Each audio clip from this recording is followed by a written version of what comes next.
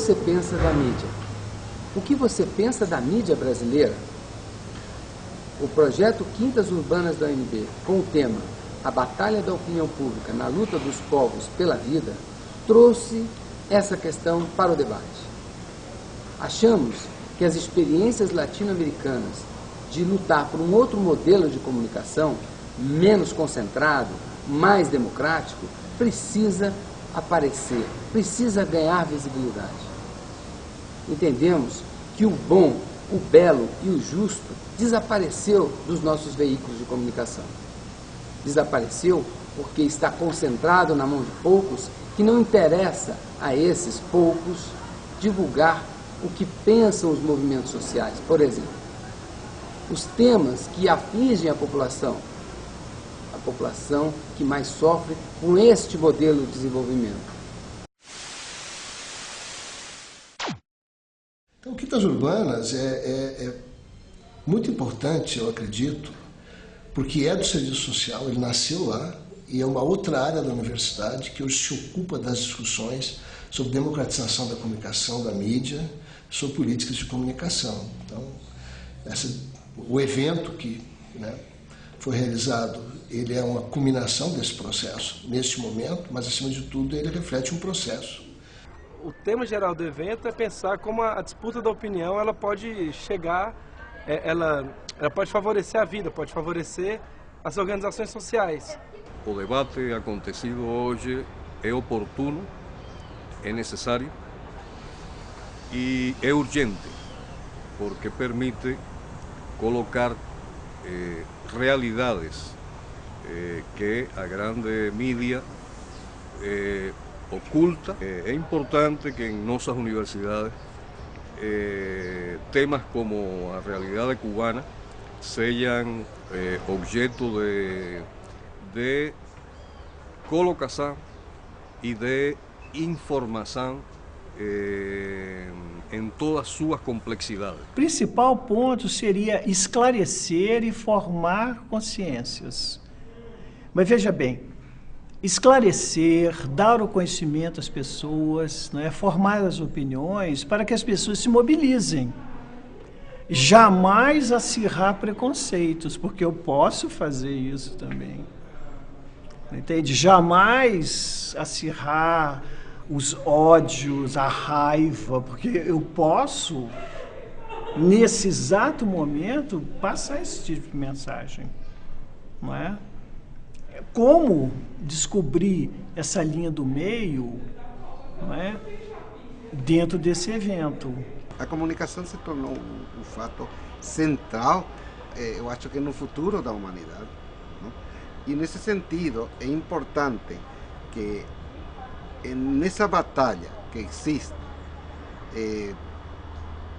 da opinião pública, no marco da luta pela vida, nessa virada de século, que foi uma virada inclusive forte desde o ponto de vista tecnológico, como já disse, se discuta um pouco o negócio de comunicação desde uma perspectiva dos interesses populares. Foi legal porque a gente conseguiu transmitir alternativas ao modelo do monopólio da mídia vigente, né? Ou seja, que é possível fazer imprensa no século XXI de outra maneira. O aproveitamento, por exemplo, da internet, em contraponto à imprensa em papel e à televisão, que são dominantes.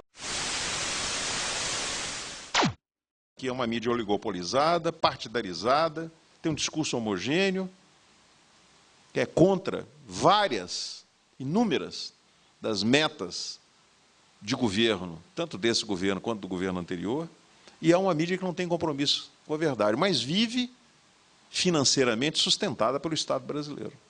E mais, ela não só é sustentada pelo Estado brasileiro, como ela se apoia numa estrutura legal absolutamente arcaica e superada, que o Estado brasileiro se recusa a modificar, ou de tomar qualquer iniciativa para que ela mude. Pelo menos enviar um projeto ao Congresso Nacional para que a configuração legal que permite os absurdos que ocorrem no Brasil continue. O desafio mais importante para nós, todos os movimentos sociais, é fazer a regulamentação da Constituição no Brasil no que se refere à comunicação. Por quê? Porque na Constituição brasileira já tem elementos que permitem expandir a mídia pública e a mídia educativa. Porém, isso não está regulamentado. Que a regulação é uma consequência de um processo que é um processo essencialmente político, e é um processo que termina numa norma, fundamentalmente uma legislação, e a partir daí se pode regular o mercado. Então a regulação é consequência de um processo que é, como eu disse, político, e que resulta numa norma, uma legislação. Son momentos en Latinoamérica de acción, de debate de ideas, pero sobre el debate de ideas y lo teórico, poner una propuesta y llevarla a la práctica. Creo que estamos en condiciones, los pueblos están maduros y en el tema de la comunicación lo que nosotros vemos en la Argentina es que cada vez que se lanza un debate o una charla para la aprobación de la ley, después para la defensa de la ley y ahora para la aplicación de la ley de medios, se suma la gente a participar. Y creo que en Brasil es lo mismo, y además si unimos Argentina y Brasil en esta batalla por la democratización de la comunicación, le vamos a hacer un favor a Latinoamérica y al mundo, te digo. Tendo em vista a realidade de um país vizinho, né, como a Argentina, que eu acho que tem muito a contribuir com a discussão no Brasil, e também outras experiências que têm ocorrido dentro e fora do nosso país e que servem de experiência para promover direito à internet, o direito a uma radiodifusão que não esteja restrita ao poderio dos grandes grupos econômicos. Então, eu tenho expectativa de que o evento que realizamos na Universidade de Brasília também fortaleça ainda mais as atividades em prol do livre exercício de expressão e também do direito à comunicação.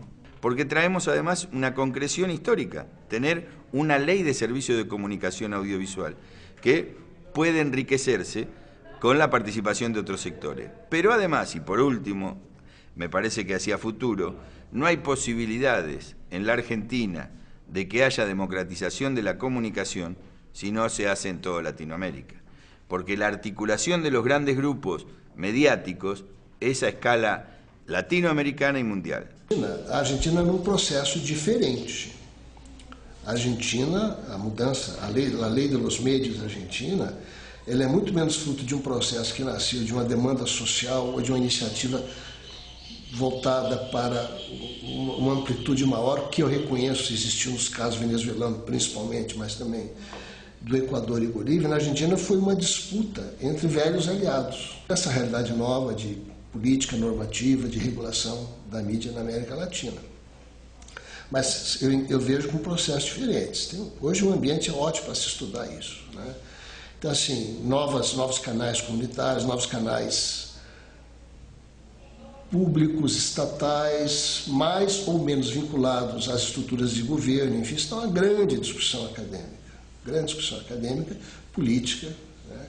O que é público, estatal, influência do governo, enfim, eu não vou entrar nesse mérito agora. O que eu quero dizer é que o Brasil, que costumava ser até a lei venezuelana, espécie de vanguarda de organização na sociedade, com o movimento para a democratização da comunicação que vem lá dos anos 1970, com forte participação no processo constituinte de 1987 e 1988, com Fórum Nacional para a Democratização da Comunicação, com Encontros Nacionais de Estudantes de Comunicação, com o coletivo Intervoz mais recentemente, trabalhando com isso tudo. O Brasil, que era vanguarda, que tinha uma discussão muito avançada, e isso todos os colegas da Argentina, principalmente, reconhecem isso, né? Onde tem uma tradição acadêmica muito forte de estudos nessa área, e militância também, o Brasil virou retaguarda. Os meios de comunicação eles não são os únicos responsáveis pela criminalização dos movimentos sociais. Elas fazem parte de um processo político que envolve o legislativo, o judiciário, em que os movimentos sociais se tornam instrumentos, não só de setores do Estado, mas também de setores sociais, enfim, o latifúndio, o grande capital, no sentido de tentar esconder o que são os conflitos sociais e do que eles decorrem, através de uma estratégia de criminalização de qualquer tipo de organização popular, não só os movimentos sociais que vão de encontro ao que está colocado, que se é hegemônico, né? Então, assim, eles não são os principais, eles não são os únicos responsáveis, mas dentro de um conjunto eles compõem muito bem esse processo. Nós temos um assentamento aqui nas margens da BR-020, entre DF e Formosa, chamado Pipiripau, com 100 e poucas famílias. Esse assentamento tem mais de 10 anos. Tem mais de 10 anos. As terras da União passadas para o INCRA para fazer reforma agrária. Quando passou as terras para o INCRA, as famílias que lá estavam fizeram o parcelamento, como se diz no jargão nosso, na corda. O INCRA não tinha dinheiro para fazer os parcelamentos. Dividiram-se as parcelas na corda. Agora, recentemente, colocaram luz. Oba, colocaram luz. Mas as famílias se cotizaram e mandaram colocar energia. Agora, com essa reportagem, me veio o pensamento. Por que o interesse de não fazer o assentamento lá? Uma área próxima de Brasília, plana, margem da 020.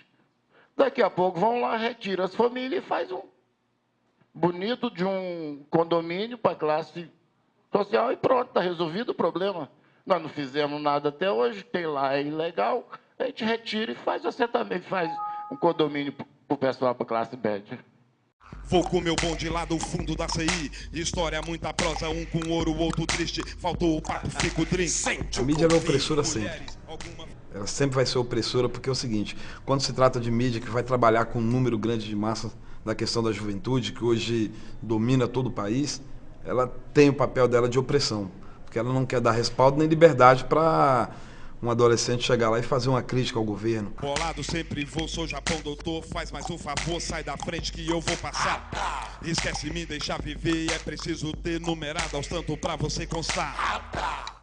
Outra denúncia é com relação à questão do monopólio mesmo, das grandes redes de comunicação, e aí vamos falar da comunicação televisiva, que coloca,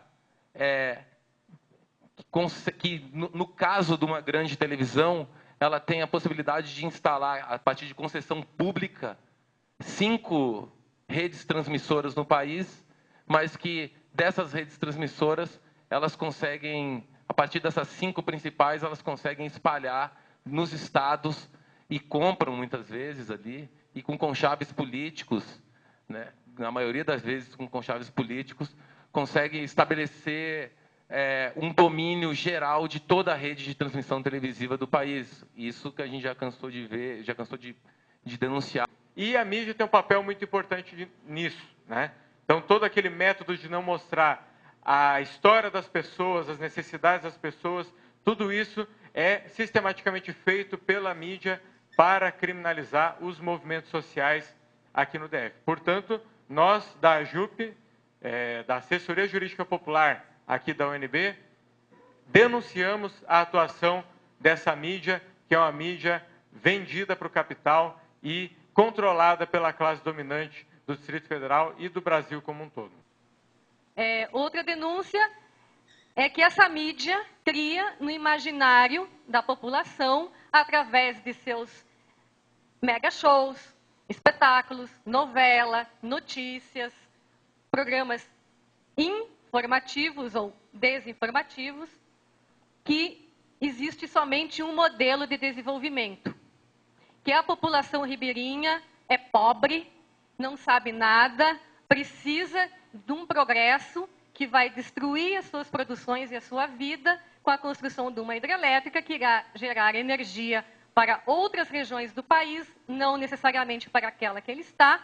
Então a grande mídia, ela se aproveita desses fatos para vender, para chamar atenção, mas não é para informar, né? Para levar a população a ter informações suficientes para entender o real sentido daquele fato. Nós estamos vendo as denúncias, que são justas, mas nada se faz. Tem que se continuar lutando, tem que ter mais quintas urbanas, a imprensa hegemônica, vamos chamar de imprensa burguesa, né? A imprensa dominante, os grandes jornais, as televisões, não cobriam os movimentos sociais. Então o que a gente quer é democratização dos meios de comunicação, o que a gente quer também é possuir ferramentas para que possamos mostrar pontos de vista diferenciados, né, distintos desses pontos de vista que são difundidos por essa mídia poderosa, que tem um poder né, que tem um alcance fenomenal, e mostrarmos que os movimentos sociais eles têm vontade, têm desejos e querem ter voz para poder expressar suas ideias, para poder também difundir o que acreditam, seus princípios, suas ideias, enfim. O Roquete Pinto ele foi o primeiro diretor do Instituto Nacional de Cinema Educativo no Brasil nos anos 1930, e ele botou nas escolas públicas do Rio de Janeiro, que era a capital federal, projetores de cinema, e mandou produzir documentários para usar a tecnologia do cinema para educar e tal. Então, quando se fala hoje do poder da internet e tal, sempre foi assim. Então, a gente tem que evitar o risco de sacralizar e achar que a internet, por si só, vai resolver todos os nossos problemas. Veja, a internet que nasceu nos anos 1980, 1990, nessas décadas, livre, etc. e tal, hoje ela é a mãe da maior corporação de mídia do mundo hoje, que chama-se Google, que todos nós usamos. Entramos meio sem querer e hoje não conseguimos sair. Entregando todos os nossos dados, os nossos e-mails, tudo que a gente escreve e faz, para que eles ganhem dinheiro, porque é o que se diz na linguagem corporativa, monetizar, de money, assim, transformar em dinheiro, né? Apesar do avanço e das promessas potenciais das novas tecnologias, boa parte, no caso brasileiro, boa parte da nossa população ainda usa como fonte de informação principal, tanto de informação política como de entretenimento, a mídia tradicional, sobretudo rádio e televisão. Então é muito importante que a gente tenha presente qual é a situação hoje no Brasil dessa velha mídia. Olhando para a sociedade e a evolução através do tempo, né, nós tivemos alguns momentos em que outras instituições eram predominantes na sociedade. O papel de outras organizações, tipo a família, ela tinha um papel muito maior no moldar daquilo que as pessoas pensam, como agem, como se relacionam. O que nós percebemos é que os meios de comunicação ascenderam e ocupam áreas de poder incrível. Eu acho que o foco do debate é uma avaliação sobre em que pé essas coisas estão, se elas estão promovendo uma formação crítica emancipada ou se elas são apenas mais um meio de instrumentalização, mais uma técnica de superexploração de trabalho, do modo como elas vêm sendo implementadas. Como é que as tecnologias são utilizadas na construção do conhecimento, na formação dos educadores, dos professores, né? É como diz Paulo Freire, a tecnologia está aí, como é que nós vamos usá-la? A possibilidade é que nunca houve tanta tecnologia com preço tão acessível e de uso tão conhecido por tanta gente na história da humanidade, em especial a tecnologia de informação. Essa é a possibilidade. A nossa tarefa é traçar uma maneira articulada, consequente, estratégica, de longo curso, para que, digamos assim, os de baixo passem finalmente a terem sua própria voz, organizar seus próprios meios de informação. A informação com as novas tecnologias, elas podem servir à consolidação de uma sociedade conservadora, exploradora das pessoas, e ela pode servir para um processo emancipatório. Então, a revolução informacional em si mesma, ela é um avanço do ponto de vista do conhecimento humano, das possibilidades humanas, mas a direção na perspectiva emancipatória é um ato de consciência. No caso da Rádio UNB, eu tenho muito tristeza, porque a gente, por duas vezes, no início da gestão do professor Cristóvão Buarque, lá em 1985, 86, Foi feito o projeto, estava para ser concedido o canal, e o governo da Nova República, o ministro da Educação, um sujeito chamado Carlos Schiarelli, e o ministro das Comunicações, um sujeito chamado Antônio Carlos Magalhães, eles pegaram o canal da rádio da UNB e deram para o GDF. Na gestão do reitor Lauro Mori, aqui na UNB, a reitoria começou a fazer gestões para uma nova frequência. Eu era diretor da Faculdade de Comunicação. Talvez por eu ser oposição ao reitor, ainda que eu tivesse pessoalmente essa relação boa com ele, enfim, ele sempre marginalizou a faculdade das discussões do novo canal. Aí o que é que ocorreu? Ele cometeu um erro, que eu cheguei a dizer para ele que era um erro. Ele fez com que o canal fosse atribuído, que tinha que ser, pela lei, a uma fundação de direito privado. Então tinha uma fundação de apoio à pesquisa da UNB chamada FUBRA, Fundação Universitária de Brasília. A frequência foi dada para a FUBRA, e com os escândalos da UNB, da gestão Timothy Mulholland, enfim, a FUBRA estava quebrada, era uma loucura aquilo, e lá se foi a frequência junto. No subsolo, nós temos excelentes instalações para botar a rádio para funcionar. Talvez os melhores estúdios de Brasília, porque mais novos, tem equipamentos comprados, tudo, e a gente não consegue ter a frequência. Então eu digo o seguinte, é uma maldição, eu não sou supersticioso, mas eu vou terminar com essa nota, que ao mesmo tempo é um desabafo, mas é um bom humor para me apagar a tristeza, mas parece que tem uma maldição que impede que a UNB tenha a sua rádio. Nós temos ainda uma longa caminhada, uma longa escada de lutas e conquistas. Mas para uma grande escada, uma grande caminhada, é necessário o primeiro degrau, o primeiro passo.